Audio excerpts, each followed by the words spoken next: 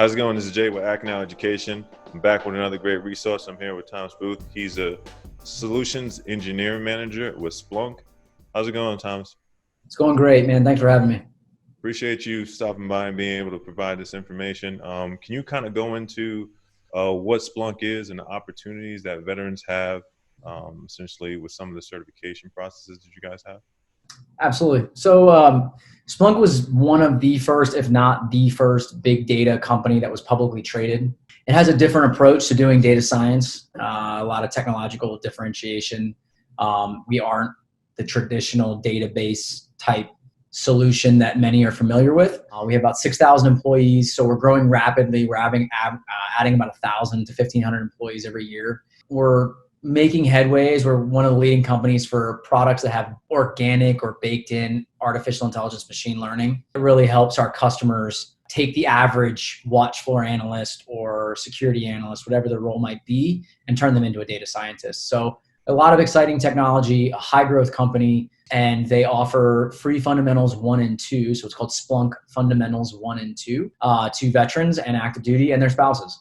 The training is for free, and if you'd like to get the certifications as user and power user, those are, I think, are $125 or I think a certification. So I'm very passionate about trying to get as many folks in the military aware of Splunk just for their own education about the way the world is going, the way the world economy is going, the way the world is doing business, and the way that every company needs to be able to leverage their data to get insights and operational intelligence. Splunk is leading in that area across the board. So what is your take on working for Splunk as a veteran and your experience transitioning out? I think it's been a wonderful experience to walk into a room and just know that, 7 or 8 out of 10 people in that room are going to be some of the best at what they do.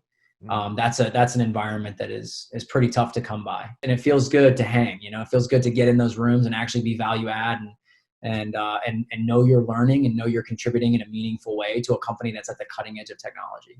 I think the one thing that I've loved most about this environment is similar to that team environment, whether it's a squadron or a team room or you name it, whatever your mission is. When you look to your left and right and know that your team is about to take on a task that no individual can do on their own, but with the people in this room, you trust that you're not only going to do it, but you're going to crush it.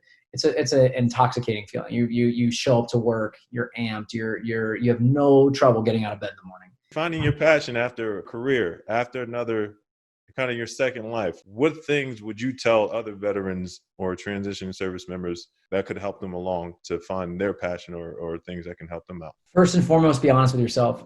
This is going to be the biggest transition, the biggest change probably in your life. Recommend everybody take it seriously, figure out what matters to you. This is going to be the first time you get to have a lot of say in your job. Like, where do you want to work? Geographically speaking, what's important for you? I always tell people that there are 3 levers you kind of manipulate, or 3 variables. There's the job that you actually do, there's the people that you work with, and there's the money that you make. You got to have 2 out of those 3 to be happy.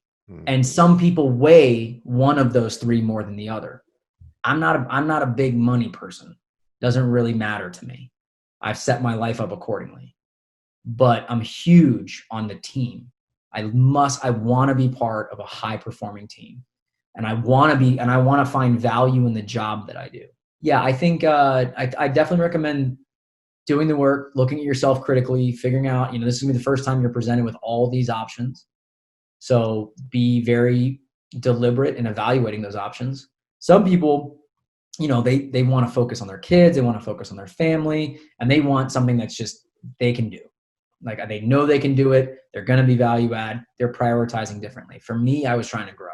For me, I was trying to learn. I was trying to be challenged, and it was very important for me to be reaching. There's a lot there to kind of unpack, but I would spend time on it. That's the thing. Take it seriously. Take the transition seriously.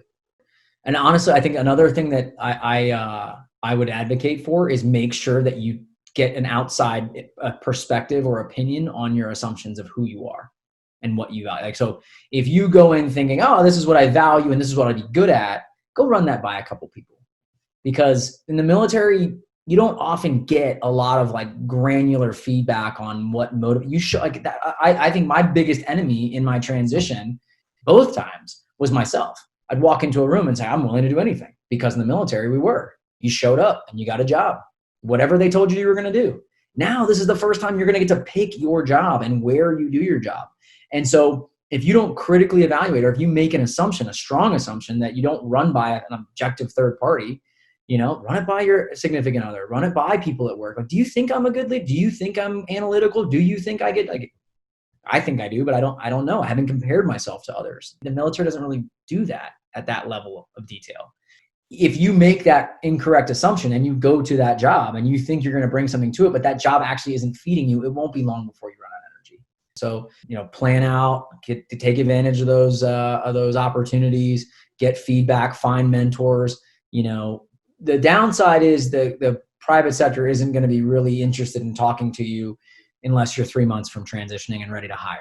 So you're really kind of on your own to find resources such as AgNow and the Skill Bridge program and mentors who've gone through, if you're outside about 3 or 4 months.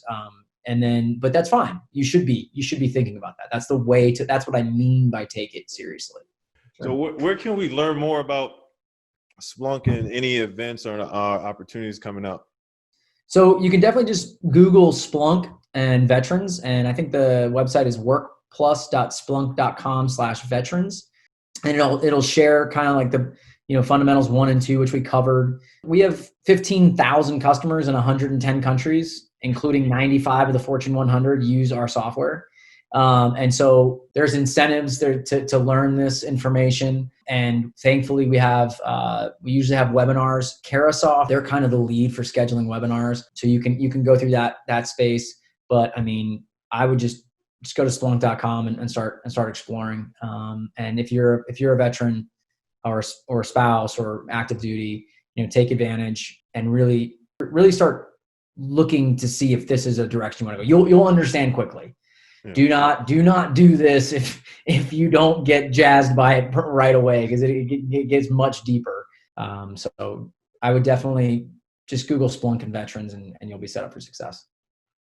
Well, I appreciate your time, Thomas. I appreciate you stopping by and explaining a lot of this information. It's very beneficial and helpful for veterans out there, active duty and military spouses.